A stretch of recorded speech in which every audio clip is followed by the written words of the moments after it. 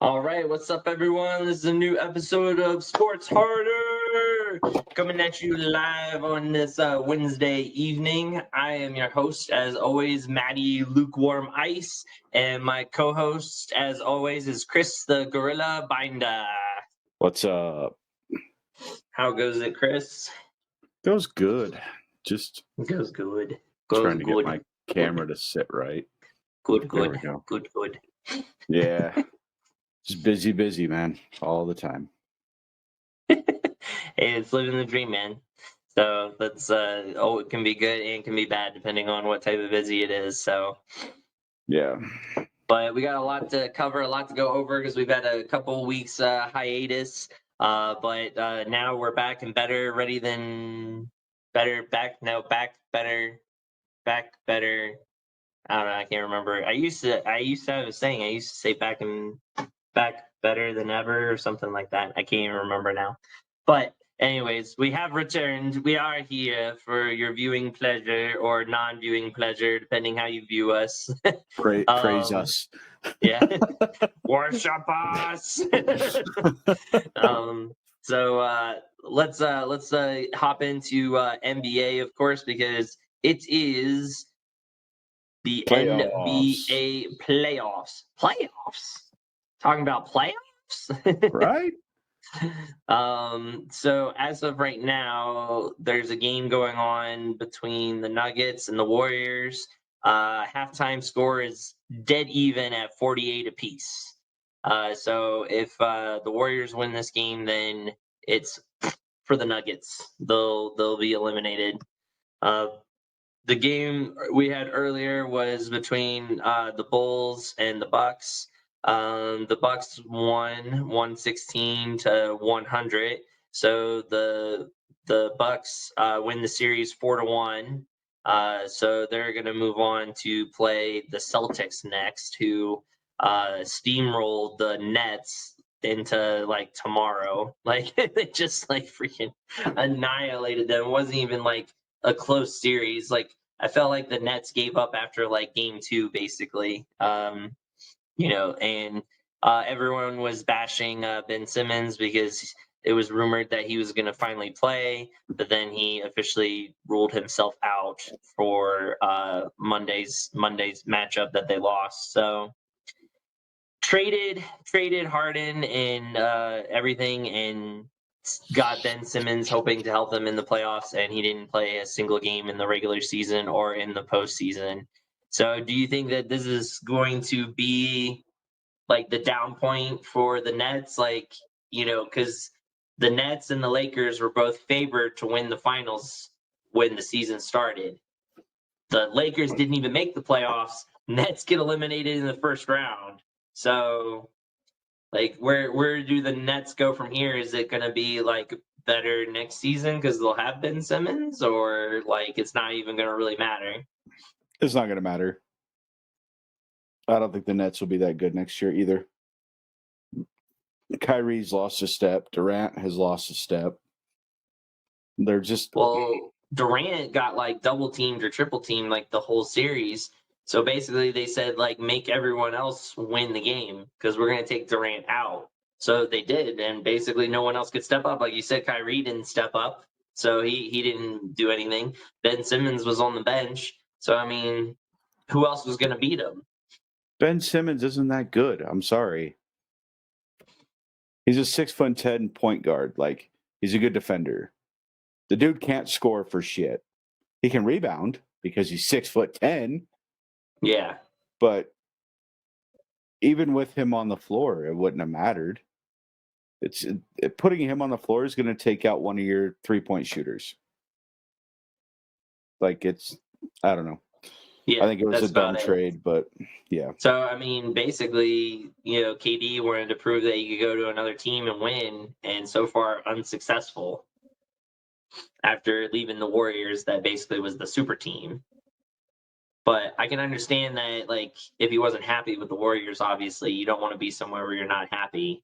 But I almost felt like he just wanted to do it to prove that he could win elsewhere, kind of pull like a Tom Brady, be like, oh, hey, yeah, I hope the Patriots win all these Super Bowls, but I'm going to prove that I can do it somewhere else. And then he went to the Bucks and he actually did it. but like KD's not not as successful.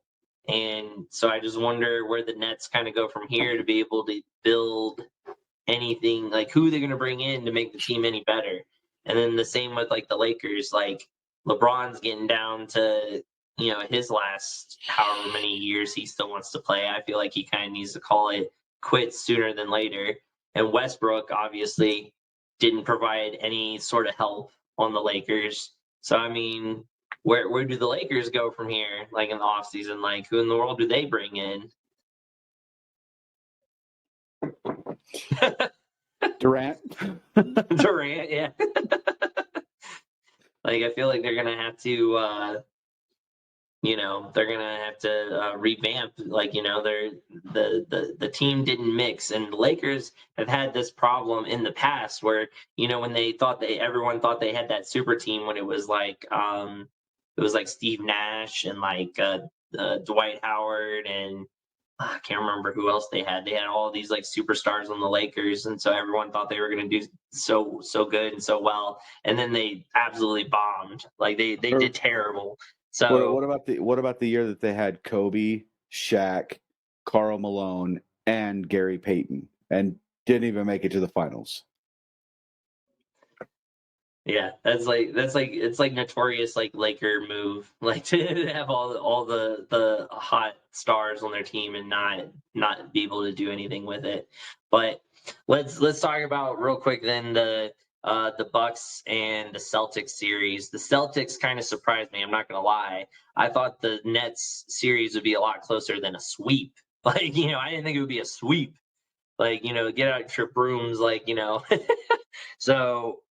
Bucks and Celtics, like how real of a series will this be now? Because Bucks obviously, I mean, they basically swept the Bulls. I mean, they did 4-1.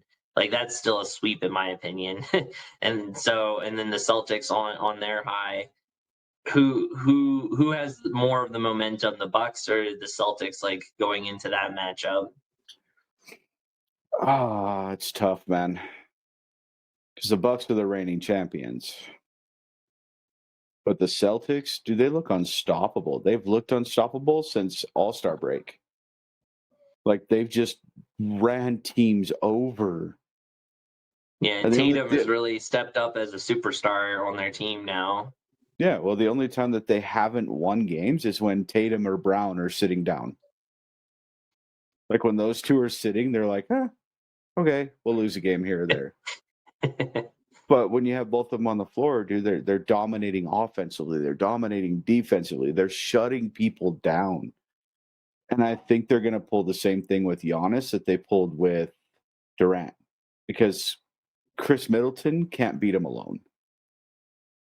They're going to shut Giannis down. They're going to find a way to shut Giannis down.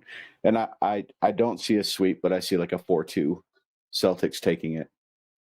Celtics taking it in a 4-2. I wouldn't be surprised if the Celtics go all the way to the finals this year.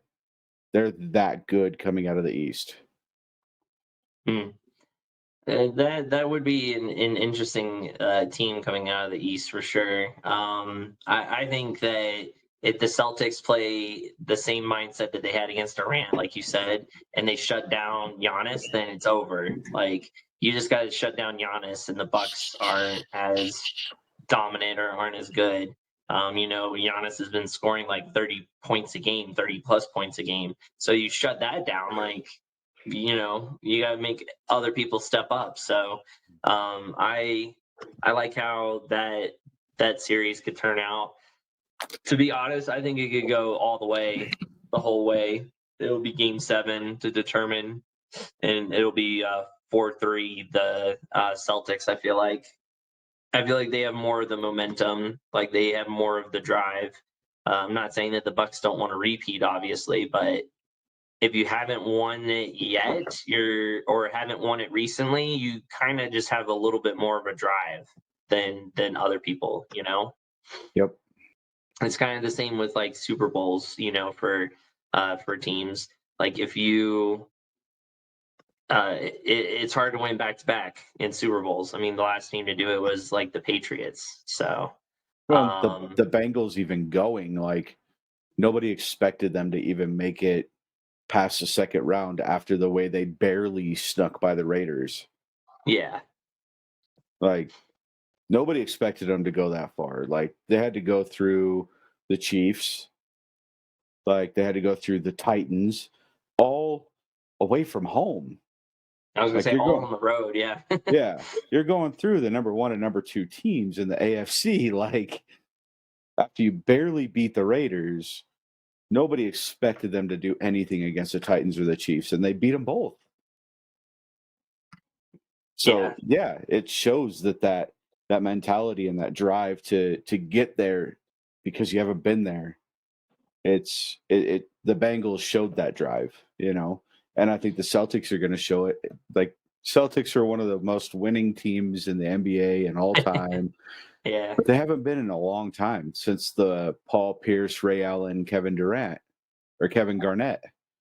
Like, it's been a while. All those guys Yeah. are retired in Hall of Fame now. Yeah, exactly. I definitely agree with you on that. The other matchup that'll be starting tomorrow night will be one of them is the Mavericks and the Jazz, which has been an interesting series. The Jazz were looking like they were going to get like blown out and just get stomped on because they lost the first two games, and like Luka wasn't even playing. They won the first game. They won the first game? Okay. And Yeah, then the they second won the game they first game. lost. Second game they lost because like they made 49 3-pointers, or they shot 49 3-pointers. I'm like, hi, and 17 of those were wide open. Like, Yeah. unguarded 3-pointers. Like, Yeah. where is the Jazz are known for having a strong defense.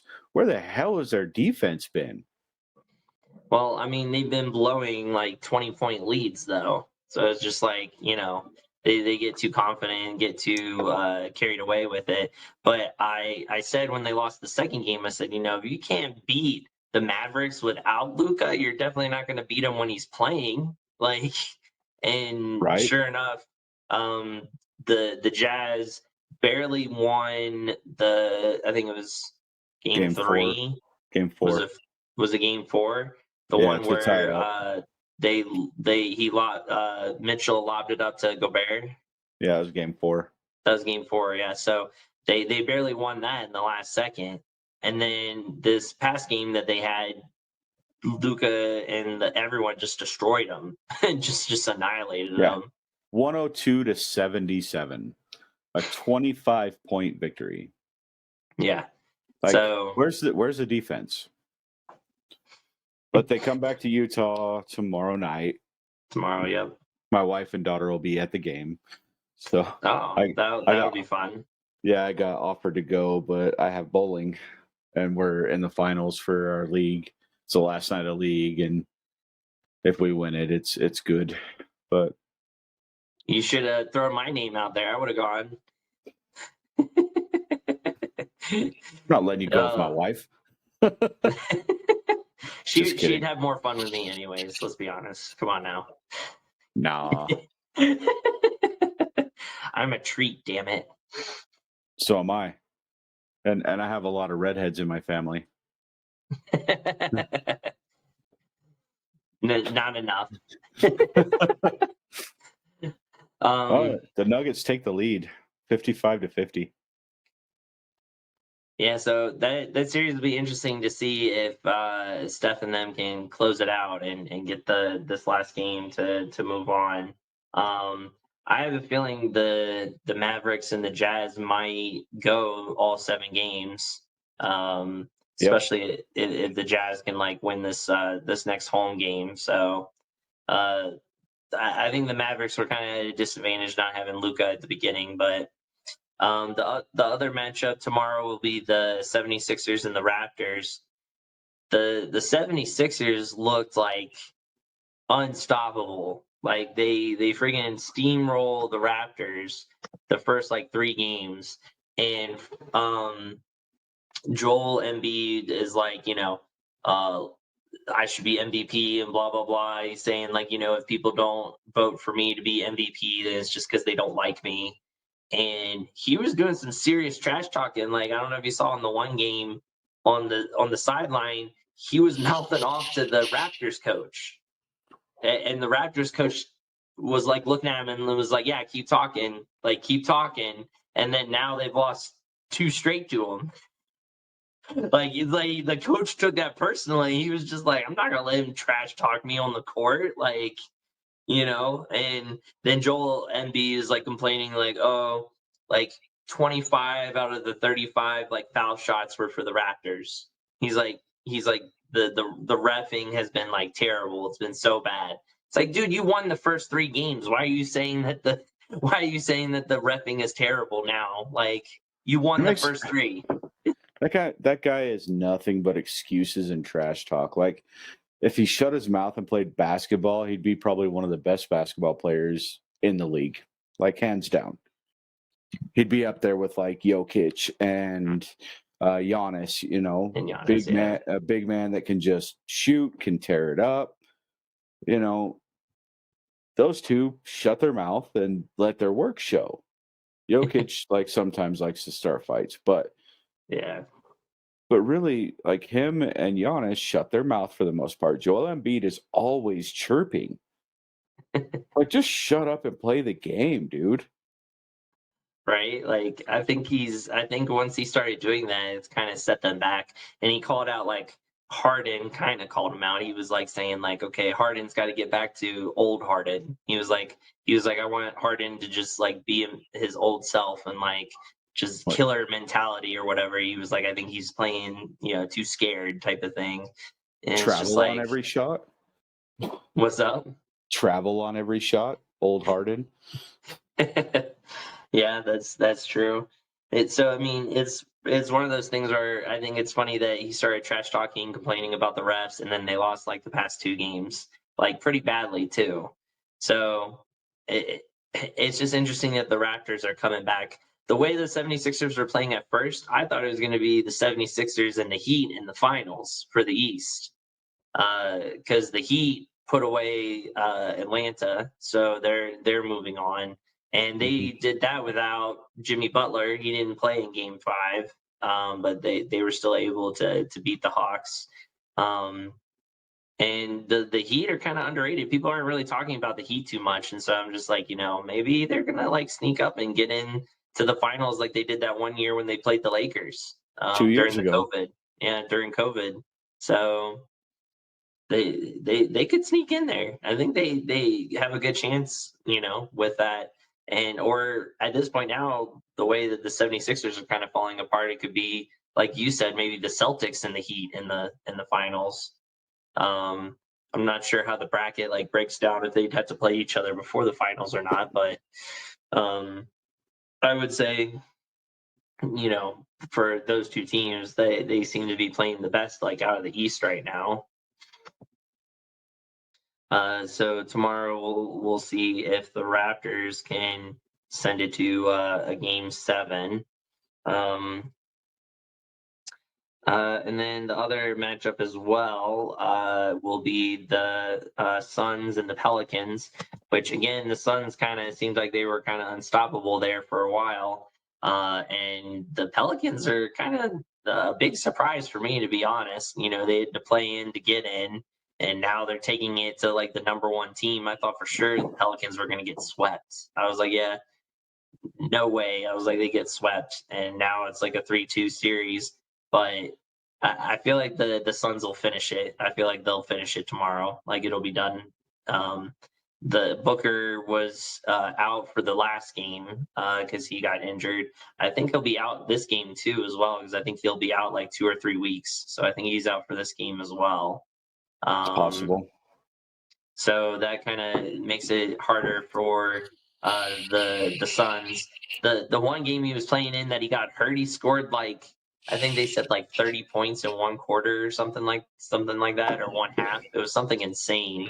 And then he got hurt and they ended up like losing the game. And I was just like, oh my gosh, like that they need that dude. Like, Booker's a beast, man. And then the last matchup that we hadn't talked about yet was the Grizzlies and the Timberwolves, which that's actually been one of my favorite matchups right now. Like, It's a it's good match. yeah, it's been good. Like they just go back and forth. Other than you got to deal with Patrick Beverly's dumbass. Yeah, he's one of those guys I can't stand. No matter I what want to. team he's on, I just hate him. I hope he sees this. I want to fight him. You just would love to fight him, huh? I think it'd be a fun fight.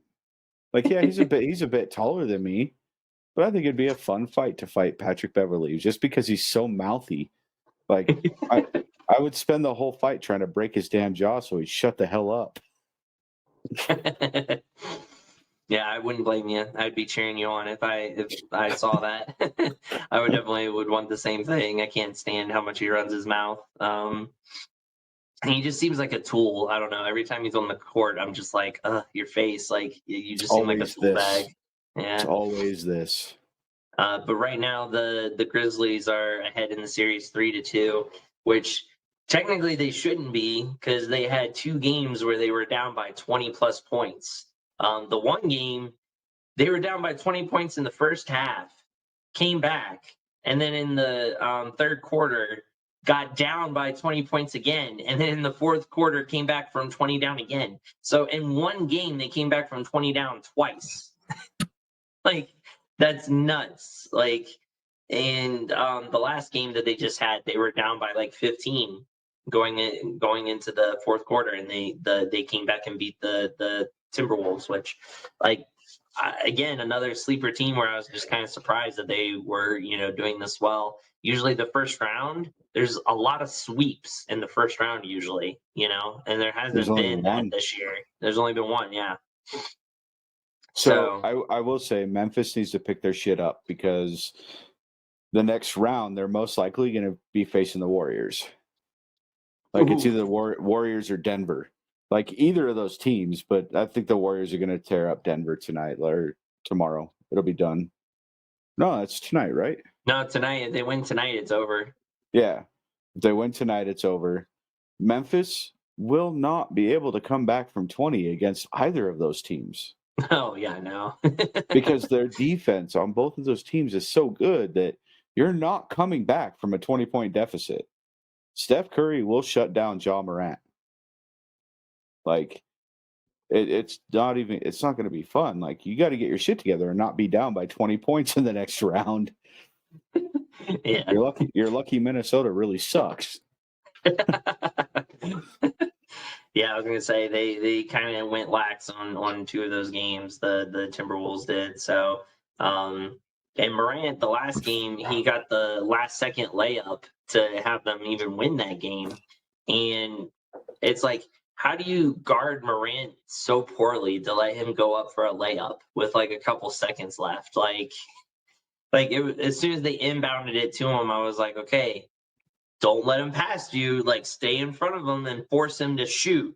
No, the dude tries to go for the steal instead. The Timberwolves player, he tries to go for the steal, and Morant just goes, whoop, just cuts right around him, straight to the hoop. There was a tall guy for the Timberwolves there, but he freaking just did the around and up, and it was over. And I was like, how? Don't go for the steal. Like, just try to make him shoot. Like, make him shoot the ball. Like, I mean, even if he makes it, at least you can say that you defended well. Like, if he still makes a hard shot, like, fair enough, then that's on Morant that he made a great shot. But like to try to go for the steal and then just get not an easy layup, obviously, but like a layup, still like is kind of just blows my mind. But so we'll see with those matchups if they're able to end or not. If not, then a lot of them will go through the weekend, and then we'll have to determine after the weekend who made it through, like, out of the first round. But Yeah. the Bucks and the Celtics get a little bit of a rest for now when it And comes to Miami. that. Oh, sorry, in Miami. Yeah, in Miami, which will be good for Jimmy Butler to be able to rest up and get where he needs to go. I think would it show it here? Same playoff matchups, but no. I've got the bracket up right now. So Okay. Miami gets the winner of Philly and Toronto. And then The Bucks and Boston play each other starting 5-1, which is Sunday. The Bucks and the Celtics, you said? Yeah, the Bucks and the Celtics play each other on starting Sunday. Monday will be Miami and whoever the winner is between Philly and Toronto, which means that whichever one of them gets it, they're going to be tired as hell going into Miami because Right. Miami's number one seed, so they're going to walk into. They have to go to Miami to play. So it's you go win. If it goes to 7, they win, then they have to fly to Miami to play, like pretty much the next day. It's going to be terrible, man. Horrible. Horrible. Terrible. All right, fair enough. Well, so something real quick. I know obviously baseball is like started and getting into the season for baseball. Um, so something I think I don't know that I've noticed, and maybe it's not something new, but I feel like it's kind of new. I feel like this year the season has just started, and we've had like so many bench clearing brawls that have like happened where people are just clearing the benches, and then that video I sent you of that college, like it wasn't like a high end college, but it was like a college where that pitcher like speared that guy when he was rounding the bases. Yeah, Like, that shit was funny to watch. oh my gosh. Apparently he's been kicked off the team, the pitcher. He's no longer on the team. Wow, Yeah, like he like lost his like scholarship and like everything. So that's messed up because that dude was taunting the shit out of him, like yeah. Yeah, I was gonna say, yeah, he must have flipped been his doing bat something like pretty an bad. asshole, talking shit the whole way. Like you could see his mouth moving the whole time around the base, and he's looking right at the pitcher. Yeah.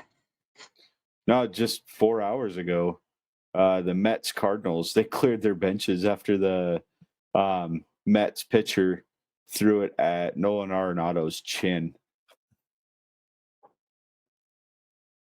That's just crazy that we've had so many of those happen already, and like tempers flying and stuff like that. And you'd think like that the commissioner would kind of just try to set something up to prevent this from happening. I don't know, like fines or something. I know they usually do suspensions sometimes, like for the Wait, main people who started it, but wait. So the pitcher threw it at Arenado's head, right? yeah. The bench is clear. Arenado got ejected. Was he the one who threw the punch? Probably, but the pitcher threw the ball at his fucking head. Like, I would defend Doesn't myself in that manner, but then he got ejected. The pitcher didn't get ejected. He did. Like, what the hell? Of All course, that's what right. I'm saying. Like, I feel like the league needs to kind of come down with some like heavier stuff to be able to like stop this from like continuing to happen, you know? Yeah. Um, but as of right now, some of the standings going on, um, Yankees and Toronto are at the top of the East with 12 wins.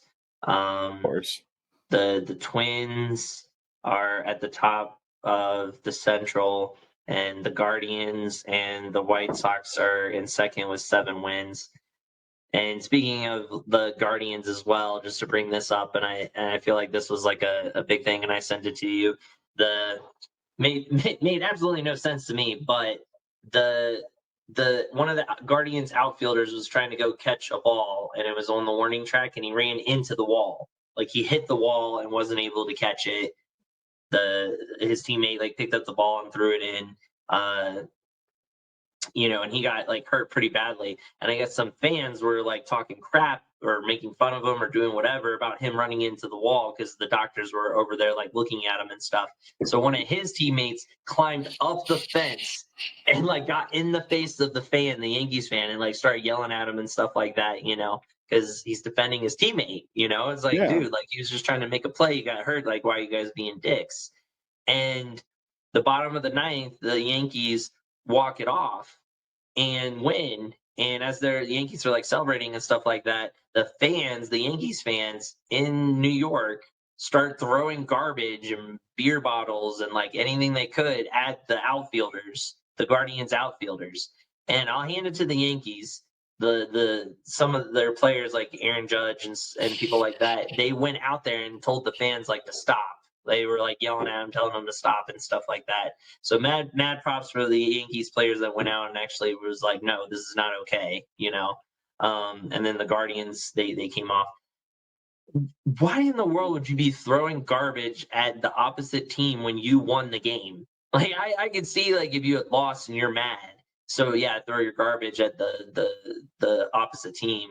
Kind of like the garbage that was thrown in the Cowboys game, you know, when they were getting mad at the refs or whatever because they lost. That makes sense. You lost, but like they won. Like why are you throwing garbage at the opposite team? Like makes no sense to me. See, I don't agree with it at all. Like No, as a I'm not fan, saying it as a should be fan, done. I'm saying it makes more sense though if your team lost. Like the logic behind it would make more sense. Do I think it's right? No, you should never do it. But it just makes more sense to me why you would do it if your team lost as opposed to winning. Like I don't know. Like, yeah, I mean, I could see your point on that, but at the same time, like, it shows a lack of class in the fan base. Like, don't do that shit. Like, I'm a Raiders fan, and our motto has always been, if we can't beat you on the field, we'll beat you in the parking lot. That's fighting other fans. That's not disrespecting the team, because the team went out there and played. But if you show up to a Raiders game and you're an opposite team fan and we lose, you're probably going to get in a fight. That's just the way it is. Is that classless? Yes. But throwing shit at the opposite team or at the refs, there's no class in that. Like, it's terrible. Like, they're there to play a game. Yeah, they get paid millions of dollars. And they make mistakes because guess what? They're human. That doesn't yeah. mean you should throw your trash at them. Like, how would you feel if you're working your job and somebody comes and throws rocks at you while you're fucking mowing a lawn, Like, it's Yeah. disrespectful. Yeah. It's absolutely disrespectful, and it shouldn't happen. And it tarnishes the sport. It tarnishes all sports when people do it. Yeah, the one Guardians outfielder that was like getting stuff thrown at him after the game. One of the reporters was interviewing him, and he said, "This is the worst fan base on the earth." And I was just like, "Oh damn!" I was like, he was pissed. Well, yeah, he had So garbage thrown at him. Like, good lord. yeah, exactly.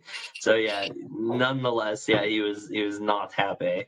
Um, and then in the West, the Angels and the Mariners are at the top with 11 wins currently. But What the hell? close What? behind them are the Astros and the Athletics, who both have 9 wins. I don't care about them. How the hell are the Mariners in first place? Like, Because what? we're only what 18 games in, like. I don't care. We are. It's a shortened season, isn't it? They're not pulling the whole 162, are they? Because of the I don't. lockout, I or think they still they just started shortened on spring? time. Yeah, because they just shortened spring training. That's what they Yeah, did. So maybe that's good for the Mariners. But I mean, we made some good pickups this year. So I mean, I don't know. I'm just hey, excited to see them let's in go, first man. place. Let's Yeah, I'm go. excited to see them. See if they can And get a pennant. That'd be awesome. that would be cool. In the National League, the Mets are in first with 14 wins. The Marlins and the Phillies are close behind with 9 wins, and Braves are close behind too with 8 wins. Um, but the Mets right now, the Mets have the best record right now in baseball. Um, So why are they and throwing balls at Nolan Arenado? Like, you got the best record. Suck it up if you lose a damn game. right. Still gonna um, have the best record. in the Central, the Brewers are at the top with 12 wins. The Cardinals are close behind with 10 wins. Um, And then the Pirates and the Cubs have 8 wins. And then in the West, which golly, Ned seems pretty dominant right now. The Giants with 13 wins, the Dodgers with 12 wins, the Padres with 12 wins, the Rockies with 10 wins, and then the Diamondbacks with 8 wins, which really isn't that terrible. It's just they're in a good division. Yeah. Like, Do you know who the Rockies got this year, right? who the Rockies got? Yeah. I want to say it was Chris Bryant. Yeah, I think it was. Yeah. So, I mean, yeah, that's like one of the best divisions. Yeah. They Like, got that's Chris crazy. Bryant, Charlie Blackmon. Like, they've actually got a good team this year. Like the Giants are always up there as a contender, the Dodgers, of course, but like the freaking Rockies are like trying to stick with them, and um, the Padres. So I mean, they all have top wins, like double-digit wins. So already, so to wrap things up, unless you have more news in baseball that we didn't cover. No.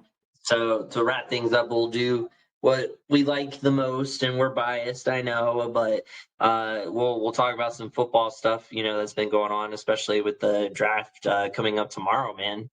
Tomorrow night, the Yeah. NFL draft.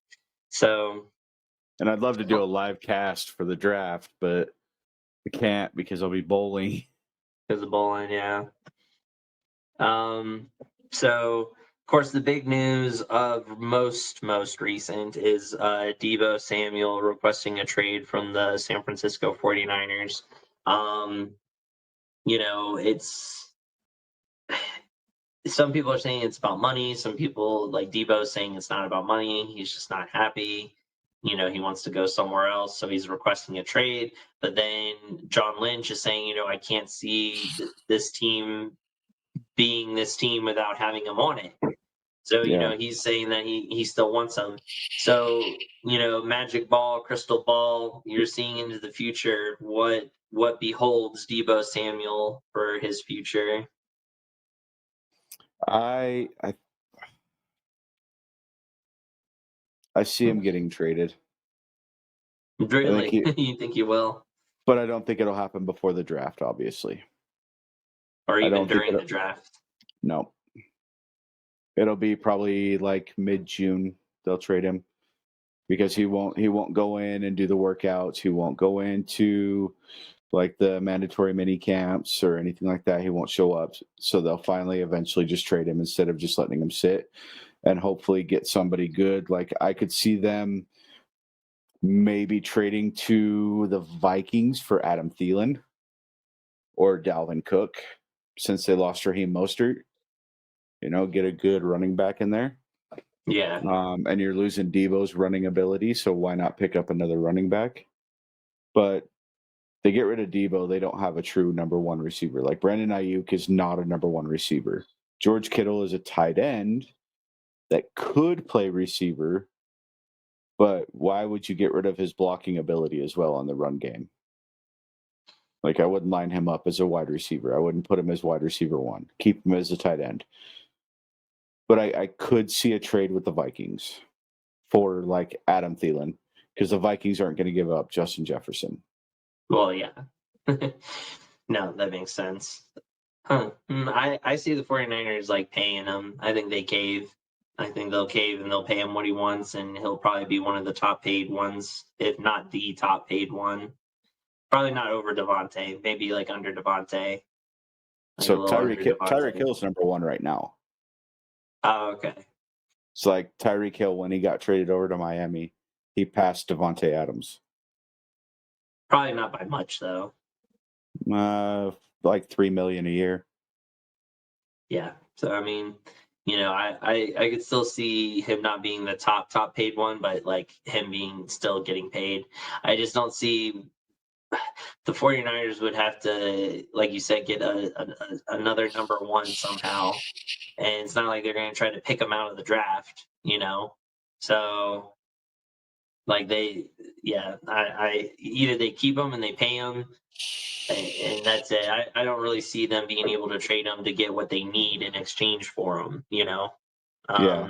Unless they're trading him for some of these other wide receivers that are asking for money too, though. But they're asking for money as well, like AJ Brown from the Titans.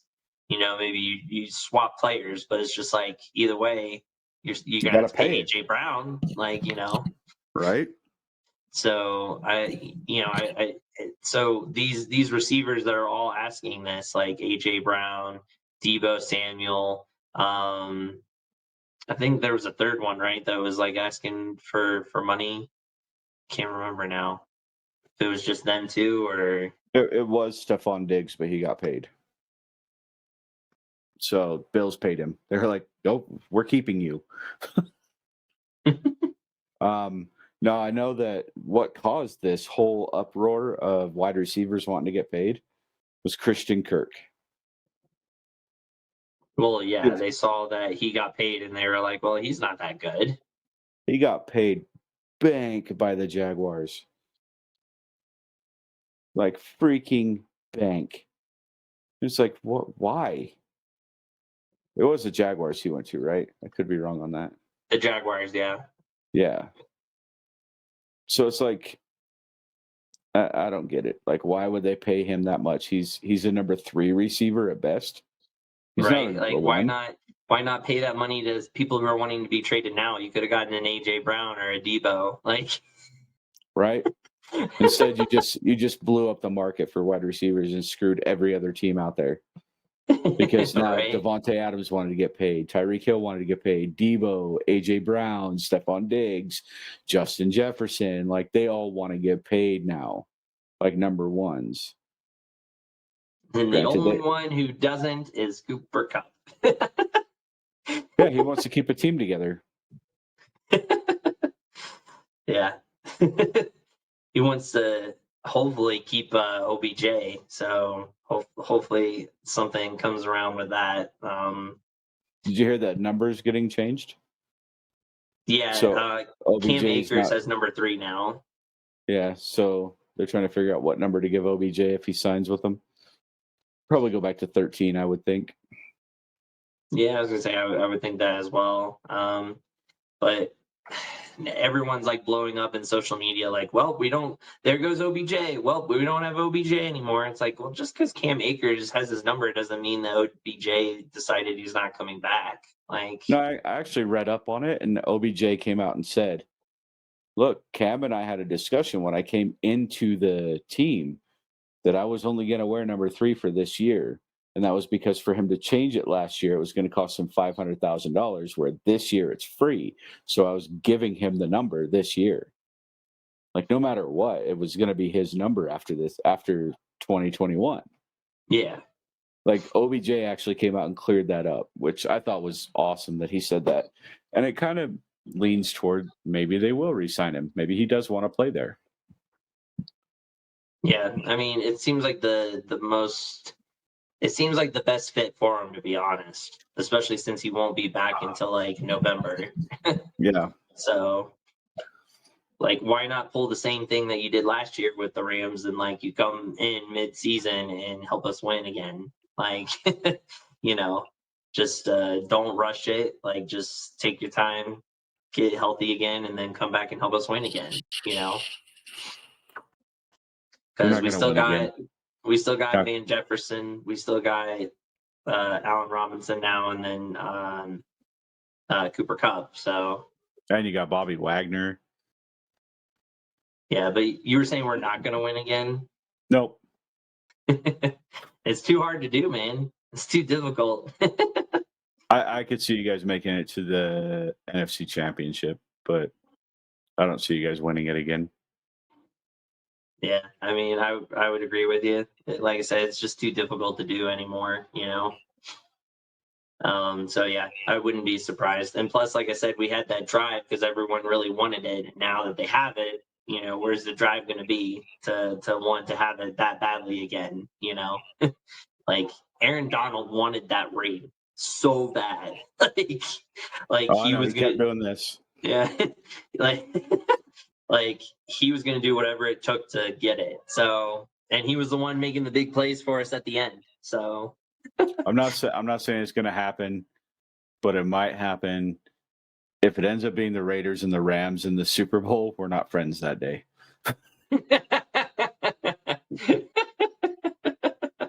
Just that day. Just that day, yeah. Yeah, because either one of us, whoever loses, is going to be pissed off. You would be more pissed off than me, but yeah. Yeah, because you guys won it last year, so. Yeah, true. I mean, that does help, but I think still I wouldn't be as mad. I'd just be like, eh. I've kind of gotten better with that. Before I used to be a lot worse, but Mel's helped me to chill a lot more, and especially having Zoe around, I kind of chill a little bit more too. So yeah, at your house. I remember you at my house during the Super Bowl. Hey, there was no chill in Matt. that was me being a lot more chill than normal, because like I would like cuss at the TV and like get all like mad and stuff normally, and I wasn't losing my shiz like I normally do.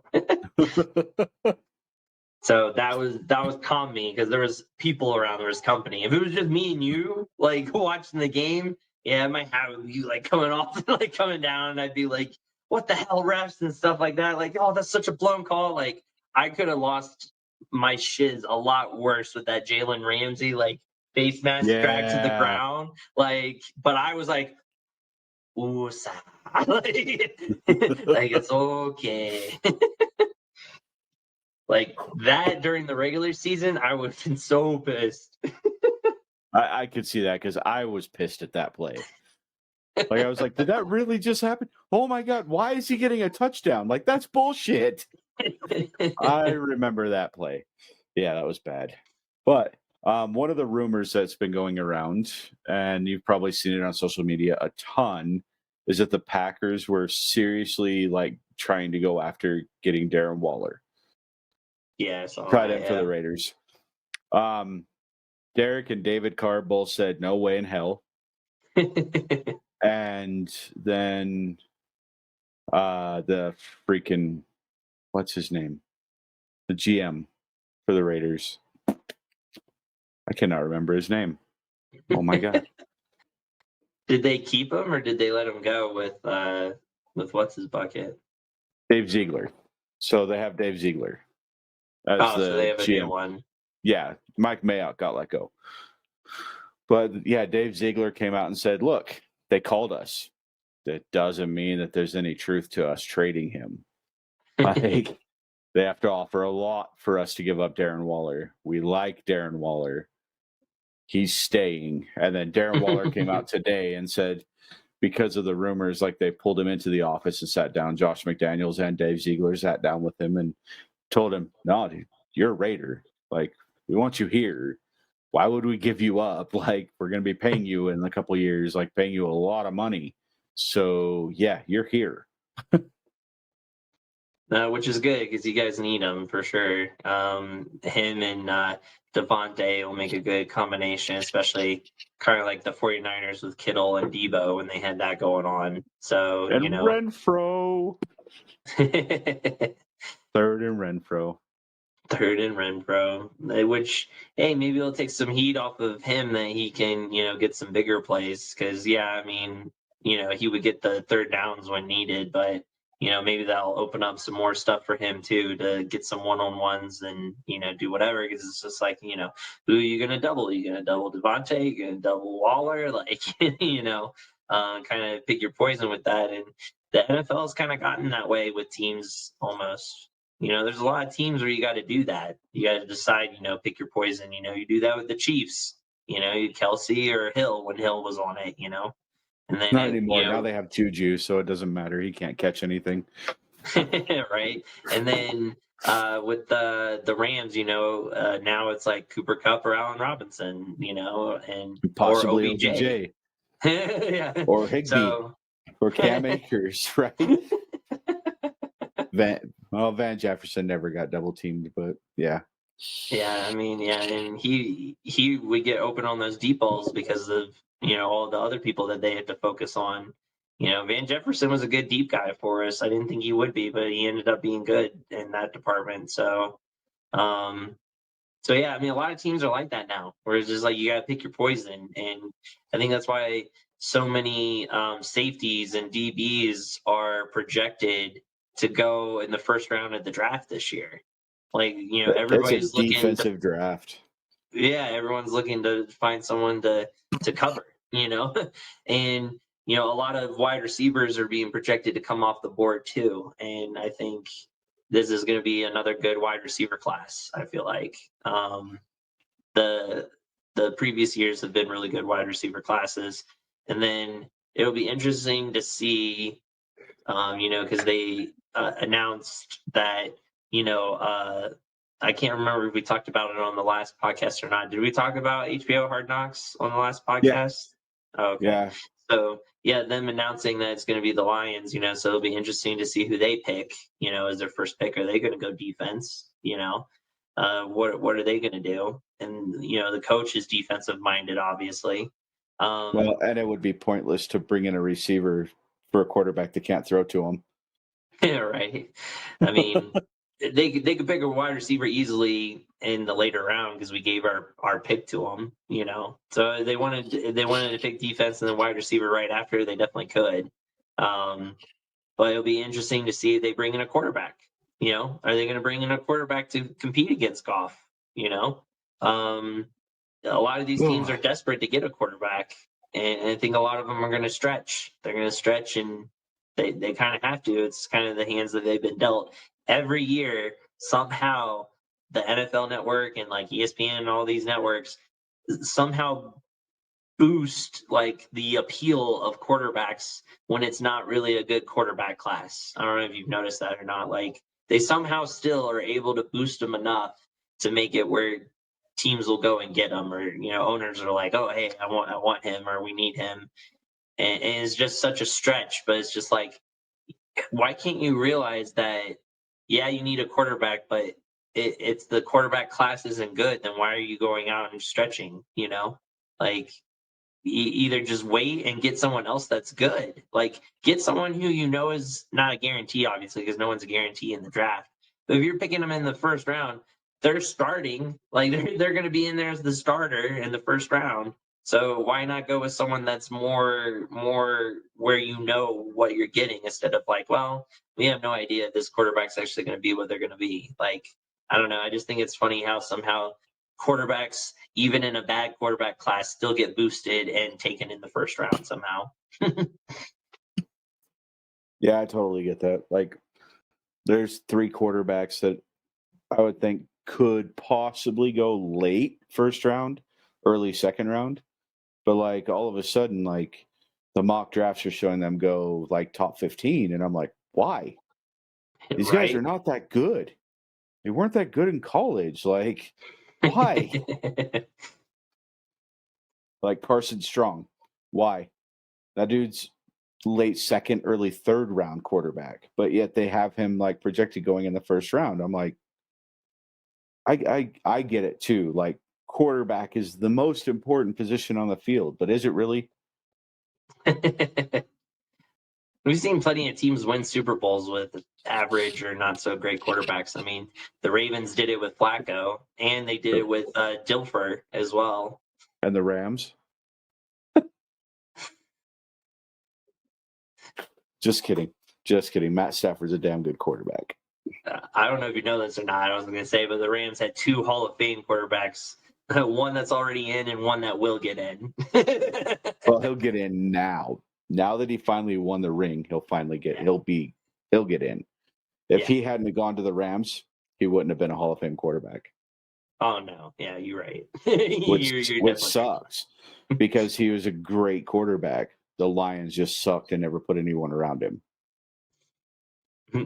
Yeah, other than Calvin Johnson that 1 year, and they made the playoffs, and it was looking pretty good, but they lost. Yeah, so he actually had all the parts now with even a good defense, along with it. So, but yeah, it'll be interesting. We'll break down everyone's picks next week. We'll break down the picks and how we feel people did. Again, we'll kind of see if some we'll break down if some teams stretched too much, or some teams made the right picks, maybe some teams made the wrong picks. We'll go over our own teams, obviously, because we love doing that. So we'll go over the Raiders picks, we'll go over the Rams picks, and we'll decide how good we did, how good our teams did, for it.